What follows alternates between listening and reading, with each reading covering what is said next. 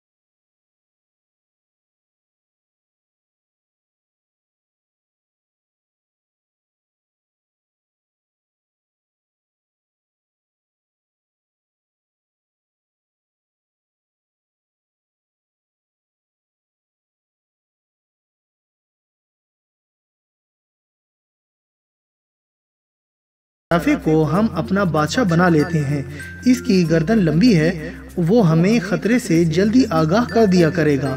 لیکن زرافہ بولا، یہ ٹھیک ہے کہ میری گردن لمبی ہے، مگر اس کی وجہ سے میں اکثر درختوں میں پھنس جاتا ہوں، جس سے مجھے بہت تکلیف کا سامنا کرنا پڑتا ہے، اس لیے میں بادشاہ بننے سے معذرت چاہتا ہوں۔ زرافے کا انکار سن کر سب جانور ہاتھی کی جانب دیکھنے لگے۔ خرگوش نے ہاتھی سے کہا، آپ ہمارے بادشاہ بن جائیں، آپ تو جنگل کے سب سے طاقتور اور بڑے جانور ہیں۔ ہاتھی کچھ دیر سوچ کر بولا، ہاں میں طاقتور تو ہوں، لیکن میں تیز نہیں دوڑ سکتا۔ اگر میں کسی مشکل میں پھنس جاؤں اور آپ لوگوں کے کام نہ آ سکوں تو مجھے بہت شرمندگی ہوگی۔ بندر تمام باتیں سن رہا تھا۔ اس نے سب جانوروں سے مخاطب ہو کر کہا، ہمارے شیر بادشاہ کو ایک انسان نے مارا تھا، میری طرف غور سے دیکھو، میں ایک انسان سے ملتا جلتا ہوں، ویسے بھی میں تم سب سے زیادہ ہوشیار ہوں، اس لیے بہتر یہی ہے کہ تم سب مجھے اپنا بادشاہ منتخب کر لو۔ سب جانوروں نے بندر کی تجویز سے اتفاق کیا اور اسے جنگل کا بادشاہ بنا دیا گیا۔ بادشاہ بنتے ہی بندر نے جانوروں سے بدتمیزی کرنا شروع کر دی۔ وہ سارا دن سویا رہتا تھا، کوئی جانور اس کی ٹانگیں دباتا تو کوئی اسے مزے مزے کی چیزیں کھانے کے لیے لا کر دیتا تھا۔ لومڑی کو یہ سب بہت برا لگتا تھا۔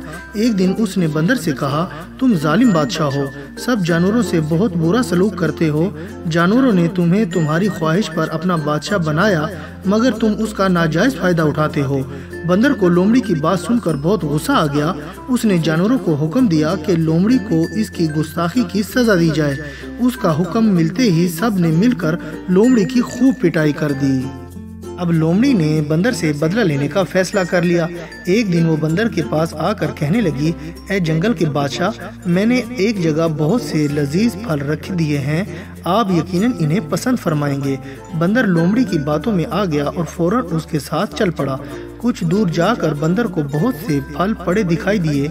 अपने पसंदीदा फल देखते ही बंदर तेजी से आगे बढ़ा और अपनी भूख मिटाने लगा।